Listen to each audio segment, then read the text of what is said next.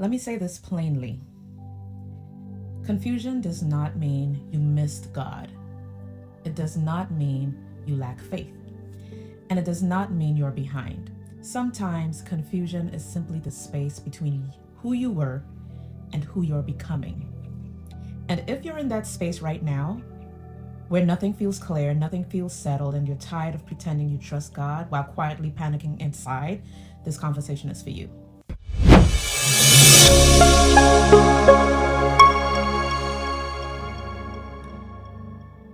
Let's tell the truth. Some of you are watching this because you've prayed, but you still don't know what to do. You've waited, but clarity hasn't shown up. You've done the right things, and life still feels foggy. And what makes it harder is that people keep telling you things like, just have faith, just trust God, just step out.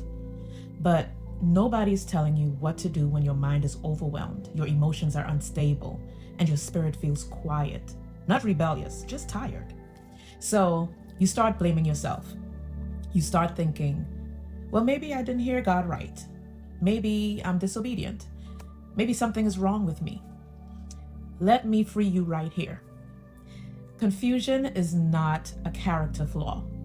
It's often a signal, not of failure, but of overload. And I've been there. For God is not the author of confusion, but of peace, according to 1 Corinthians 14:33.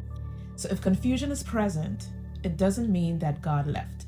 It simply means that something else is interfering with peace. And here's the hard truth most people don't say. You're not confused because God isn't speaking. You're confused because too many voices are speaking at once. Your mind is carrying past disappointments, fear of choosing wrong, pressure to get it right, trauma responses, other people's expectations, and spiritual guilt layered on top of all of that.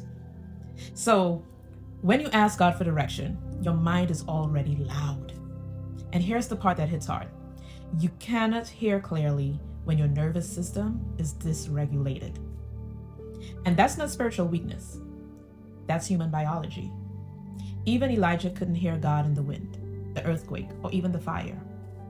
According to 1 Kings 19:12, it says, and after the fire came a gentle whisper. God spoke after the chaos passed, which means peace wasn't the result of direction. Peace was the requirement for it. I want to talk about shift number 1. First of all, you need to stop demanding answers before stability. This is where many believers get stuck. We keep asking, God, what's next? God, where should I go? God, what decision should I make? But God is often saying, first, let me settle you. See, because direction without stability creates panic-driven decisions. Let me say it plainly. You don't need answers first. You need grounding first. Isaiah 26:3 says that he will keep us in perfect peace whose mind is stayed on him, right? Notice the order. Peace, then movement. So if your mind isn't steady, every option feels dangerous. Every decision feels heavy. Every step feels risky. So step 1 is not figure it out. Step 1 is regulate your mind and your emotions. You want to identify what actually needs a decision. Here's a practical framework. Right now, your brain is treating everything as urgent. But everything is not urgent. Ask yourself this: what truly requires a decision right now, and what can wait? Write it down even if you need to, because clarity increases when pressure decreases. As it says in Proverbs 21:5, the plans of the diligent lead surely to abundance. Diligence doesn't rush, it prioritizes. And sometimes peace comes not from choosing, but from realizing you don't have to choose yet. And here's a reality moment. Number 2, why you're afraid to move. Let's go deeper. Some of you aren't stuck because you don't know what to do. You're stuck because you're afraid of choosing wrong. You've been through failed decisions. You've been through broken outcomes. You've been through situations where you trusted and got hurt. So now your mind is saying, if I don't move, I can't mess up, right? But stillness driven by fear is not peace. It's paralysis. James 1:5 says, if any of you lacks wisdom, let him ask of God, and it will be given. God doesn't punish you for asking. He doesn't shame you for uncertainty. He gives wisdom, and he gives it generously. If you ask for wisdom, he will give it.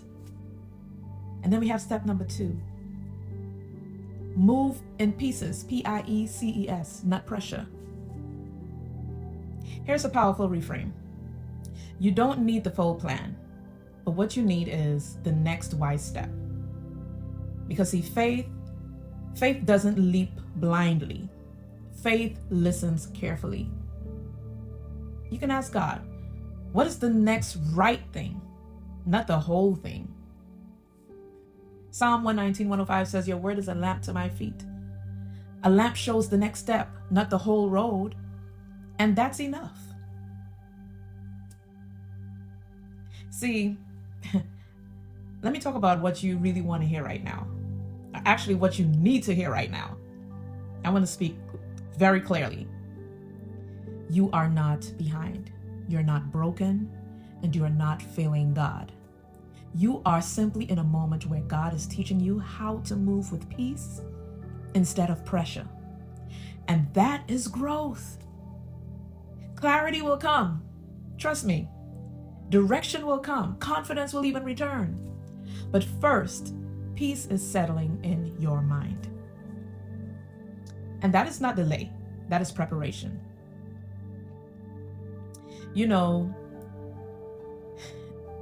Philippians chapter 4:6-7 says, be anxious for nothing, and the peace of God will guard your hearts and minds. How many of us know that scripture? Peace guards your mind. Then wisdom guides your steps. So you're not lost. You're being steadied. Listen, if this video brought clarity, please like this video so more people can find it. Comment peace in the comment section below if this met you where you are. And please don't forget to subscribe if you want faith-based guidance for real-life moments like this. And make sure you check out the next video on this channel because we're walking this out step by step together. This is Sound Mind, and you don't have to navigate hard seasons alone.